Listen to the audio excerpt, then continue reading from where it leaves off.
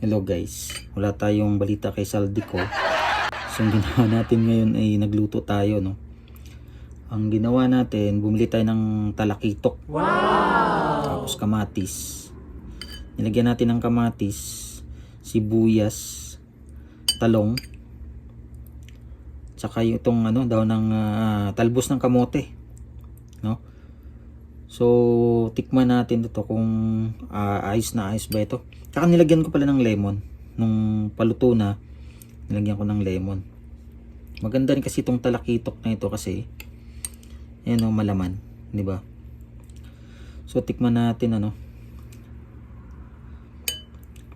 sabaw. Sabaw niya okay naman eh.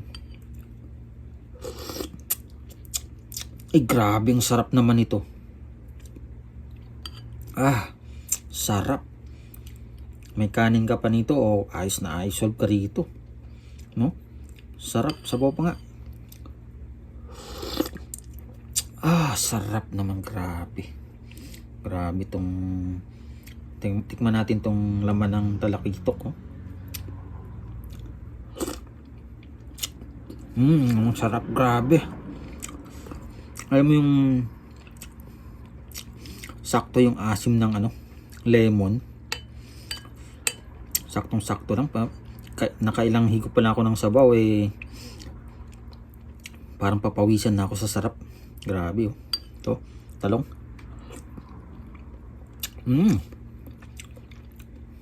Saktong-sakto. Alam nyo, kahit konting sahog lang, no? Pagka niluto mo, naalala ko tuloy yung kinain kong ramen ng isang gabi.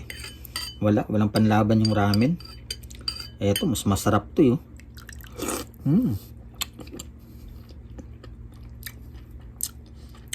Grabe, sarap.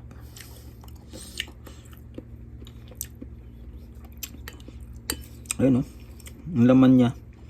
Maganda kasi rito malaman yung isda na ito. Yun.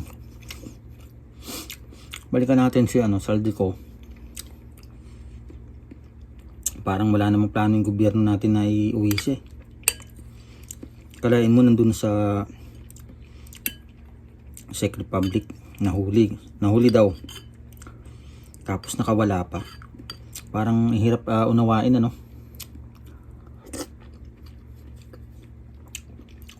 kasi gobyerno ka, siyempre may koneksyon ka rin sa ibang gobyerno. Tapos ganun-ganun na lang makakawala. Baka pinakawalan sarap.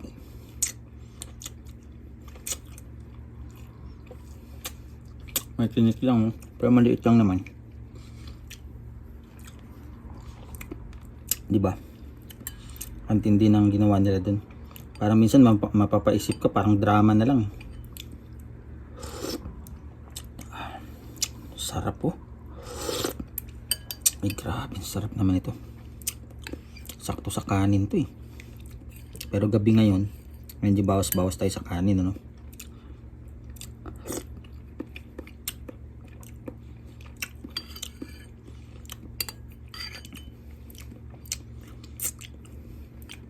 So malabo yun kay Saldico. Pang walang pag-asang may uwi nila yun.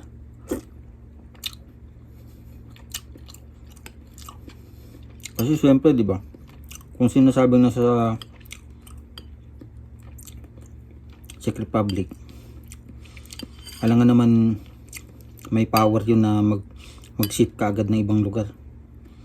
Alam mo yung parang sa sangre, lumilipat ng ibang lugar kung saan gusto nilang pumunta. Parang imposible.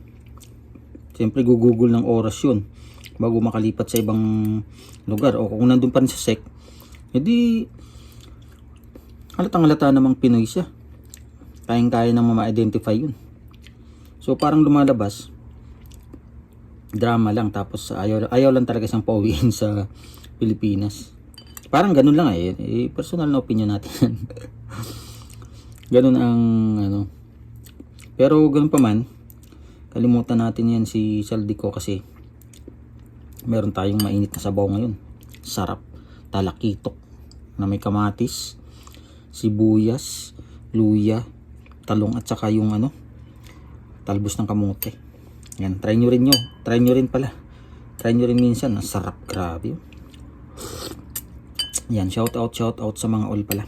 Sa mga subscribers natin, sa mga nanonood, sa nagko-comment. Thank you very much.